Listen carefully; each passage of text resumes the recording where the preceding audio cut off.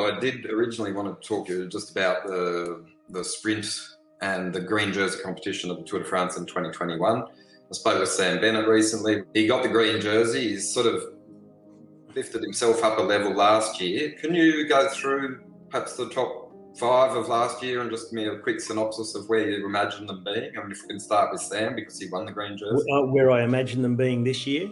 Yeah, exactly. I think Sam's going to be in the fight because, one, he's obviously fast enough to win stages. He's one of the fastest guys in the peloton. I don't think he's the absolute out-and-out fastest in the peloton, but his point of difference is having Michael Mørkøv, his lead-out man from De Koning Quickstep, who's just absolutely incredible. The work that he does and the way he delivers Sam Bennett into the sprint, there's nobody at the moment who comes close to being as good as him, as reliable as him. So that's a big advantage that Sam Bennett has. And you know, it is, in my opinion, in a huge way, thanks to Mørkøv that Bennett won the green jersey last year. When you saw what he was doing at the intermediate sprints, he'd lead out for 400 or 500 metres, but then also hold off everybody else and run second to Sam. So he got in between Sam and Sagan on a number of occasions, and his work at the finish was just unreal. So you know, Sam's really well positioned to be in that fight for green again. Teamed up with Mørkøv, and of course the rest of the De Koning team did a really good job, and to keep the race together, bring things back together, get their sprint train in position. They're a really well-oiled machine, and they're the benchmark for lead-outs over the last few years. And look, even Cav comes back, and now he's won a few stages in Turkey. Well, I was going to talk to you about Cavendish. I mean, it'd be a pretty bold... If you want to go through the top 5, let's forget Cav. Forget I said that for a moment. We'll come back to we can come back to him because he's exceptional. But let's go to number 2, which was Peter Sagan. Used to come in and say, all right, Sagan's winning green. Is anyone else going to try? Now it's going to be way more than is anyone else going to try. Sagan will be, I think, hard-pressed to be in the first 3 of the green jersey. I think after seeing how Sam Bennett went about it last year, that there might be a couple of others thinking to themselves, well, if he can do it, I can do it. It's been I think that the catalyst for other riders to start thinking they can win green. But if they've never gone for it before, they'll find out just how difficult it is. And you know full well how important it is to get those intermediate sprints. When you were racing, there were 2 intermediate sprints on average in the first 10 days, and there were only 6, 4 and 2 points. Yeah, so there used to be 3 in the first week. Yeah. That was exhausting. 3 intermediate sprints and a finish, 4 full-on sprints. You had to really decide which ones do I take, which ones do I leave. We saw Bennett even do that sometimes last year, just stay in the wheel through the intermediate sprint, take minor points, but took some points, and then set himself up for the finish. But you've got to really decide how much energy you're willing to use on the intermediate sprints and where they're placed within the stage. Sometimes they put them quite close to the end. So you're better off just rolling through in the wheels, not wasting too much energy. But Sagan, he's definitely not as fast as he once was. I don't think climbs as well as he once did, but that's normal. I mean, the guy's been at the top since 2011. So he's had a really long reign at the top and won 7 green jerseys, always at 8, 7. Yeah, right. But I don't think he's the big favourite for green this year. Consistency and the team committed to him would be good, but we don't know if the team's committed to him much more. Yeah, we don't know that either. I just think he's not quite as quick and probably won't get to or win the number of stages he used to on difficult days. Okay. Let's quickly go through the next. I think Matteo Trentin was third. Does that sound right to you? Yeah, that sounds right to me. Trentin and also ran. He doesn't finish high enough up in the big bunch sprints to really be a threat for green, but he can finish in the top sort of 6 or 8 almost everywhere bar the high mountains. And he took part in all the intermediate sprints. I think third was the maximum for Trentin. Okay. Bryan Coquard. That's a guy who he just went for absolutely everything. He's not a guy for mine who can really do better than where he finished last year in fourth. And those sort of third and fourth and fifth in the green jersey is open to anyone who wants to just keep trying at the intermediate sprints. If you just keep doing them right through to the end, you'll sort of end up in third or fourth. Yeah. It'd be a coup for him and his team to win a stage. Do you see that ever happening? Like, talk to me about just the higher level sprinters versus the Coquards of the world. Got to be on their best day on the ideal course and get it just right. He nearly did so when he was beaten by just millimetres by Marcel Kittel in Limoges. I think it was in 2015. So Coquard came really, really close to jagging his stage win and beating Kittel, but it just didn't quite work out for him. But that's the sort of day he needs, a course that's a little bit lumpy, a rising finish. That was a kilometre uphill on that occasion, which is perfect for a guy like Coquard because he's a lightweight sprinter. He's maybe 63 kilo at most. I actually said to his team director, Jérôme Pinot, who was coaching him at that point, I said, what he really needs to do is put on some muscle mass. He needs to get a bit heavier, forget getting over some hills and just try and be the fastest sprinter he can possibly be, and he should be able to win a stage. But he's just stayed that sort of little bit frail as a sprinter, which just leaves you lacking power on the proper bunch sprints on the flat. He's only about 63. When I was racing, I was more like 68 kilo. And now? 70 and a half. Then comes Wout van Aert. Let's just do a couple of sentences on him. We've spoken about him already, but he is like gifted on so many levels. I just don't even know how to summarise that guy. Yeah, he could be the current day Sagan. If he should have his own team. I'd love to see him go to the Tour in his own team with him as team leader. He could score in the sprints. He can win a big bunch sprint. He can get over all the medium mountain stages. He can win on varied terrain. The intermediate sprints would not be a spanner in the works for him. You get to a lot of them where others wouldn't, like Sagan used to. He could win the green jersey like in the same way Sagan used to, but they have Primož Roglič. They have a yellow jersey in mind. There's not going to be that level of team support for him, but you never know what their plan might be, or if bad luck strikes and they're for some reason out of the GC hunt early, then Wout van Aert is the biggest threat for the green jersey if he was allowed to ride for it. Right.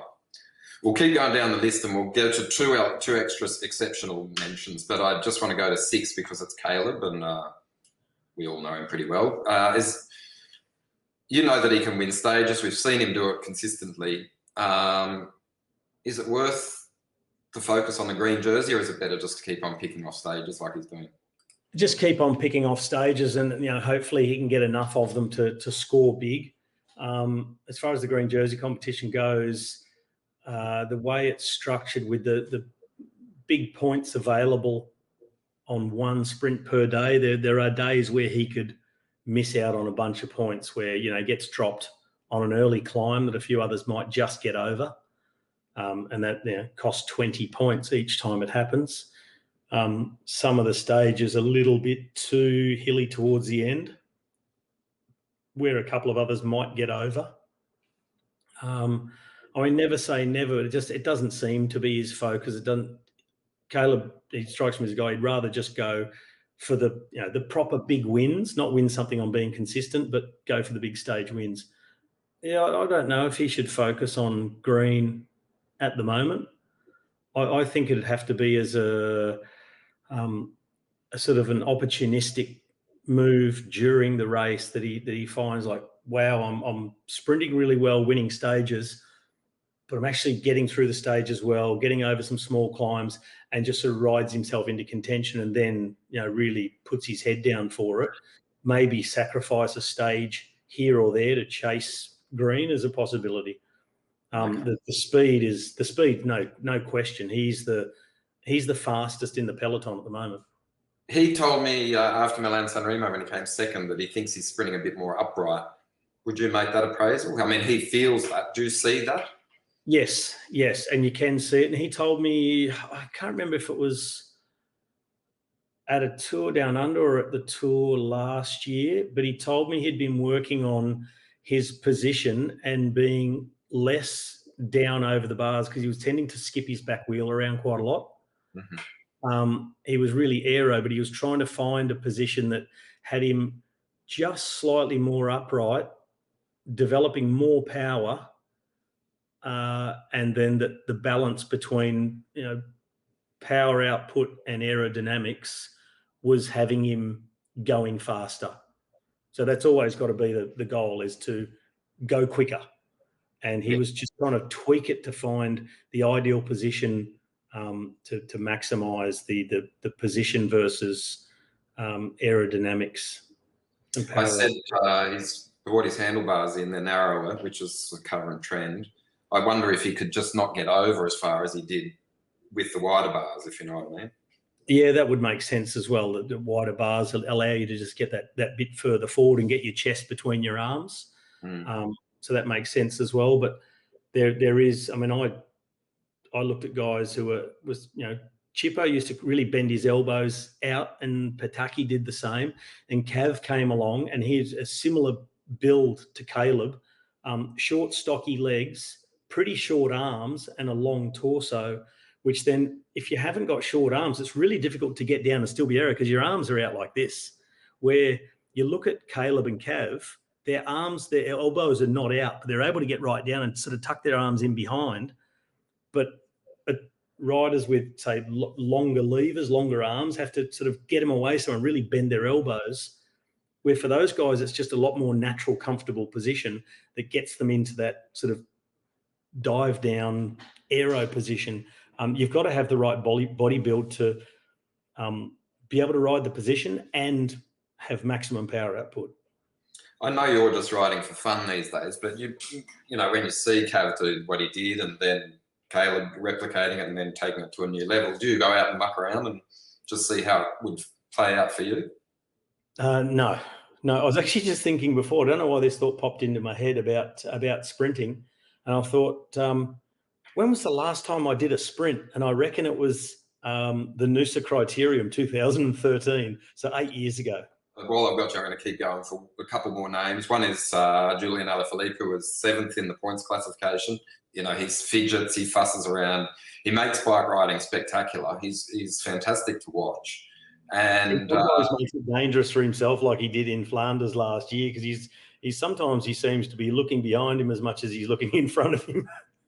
But he's certainly great to watch. He animates the races. Winner of green, no.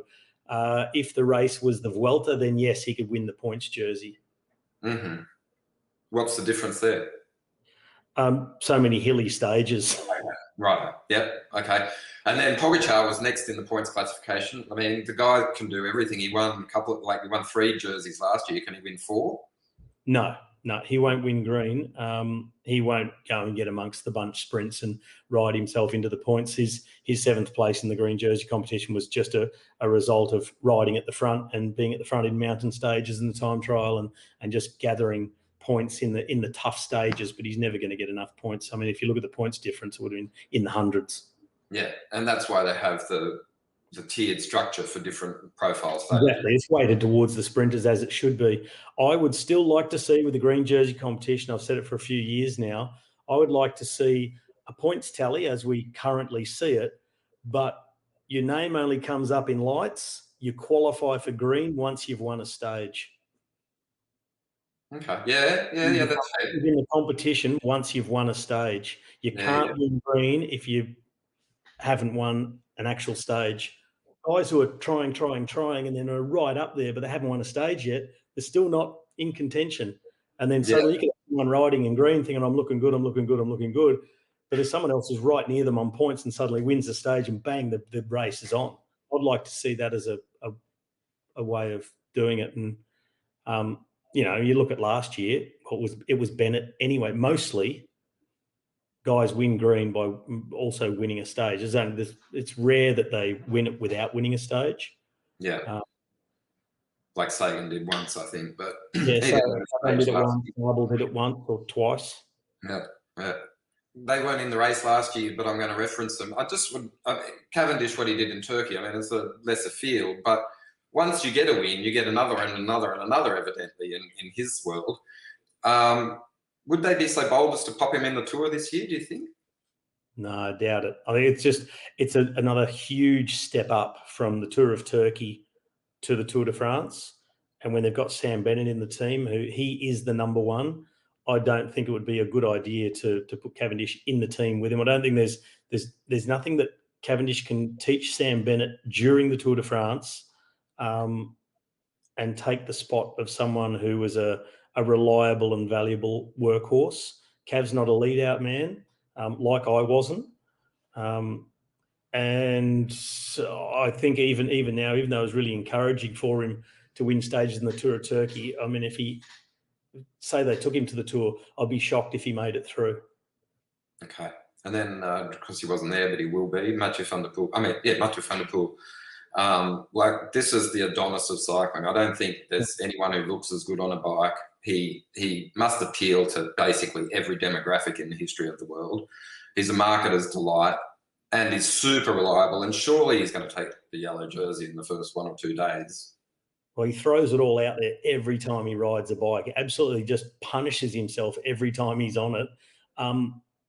Maybe not the best way to ride a Grand Tour. We'll see how he goes with that, riding a 3-week race with his nature of riding and sort of trying to win somehow every time he gets on the bike. But if he can sort of temper his enthusiasm for racing every single time he throws the leg over, if he can be competitive in the big bunch sprints, I'm not sure he's going to score well enough in the big bunch sprints against the likes of Bennett, Ewan, Groenewegen. But he could certainly be, run top fives easily enough. The right sort of finish, yeah, sure, he could win. But yeah, he could, like I talked about Wout van Aert earlier, and like Sagan used to do in the sort of 2011, 12, 13, 14, 15 years. Yeah, certainly Van der Poel could be a contender for the green jersey. He's an all-rounder, but got some serious speed. Fantastic. Well, that's a terrific overview. Is there some other Tour-related rider you want to bring into that mix? Not off the top of my head. We watched the Giro. They won't. I mean, talk just quickly to conclude, because the Giro is starting on Saturday. Caleb's going. We can assume that he's got a halfway mark. Is that how it's going to play out? You know that team well. You know his style, and you're not a stranger to doing that kind of tactic yourself. Yeah, I mean, Caleb's told me before he likes to ride the Giro in that way, to go there and try and win stages, and then keep something in hand for the Tour. I don't know if he has an actual plan of how many days exactly he'll ride, and he may just play it by ear as long as he's feeling good. But I'd be surprised to see him try and ride through the whole thing.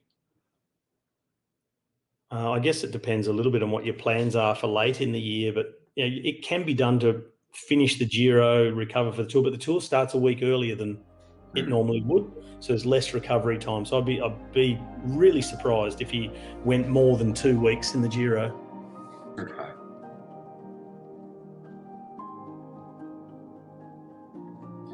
Man, we've talked a very long time. I haven't done an interview this long for a while, but so thanks very much. I really appreciate it. Look forward to hearing you on the box again soon.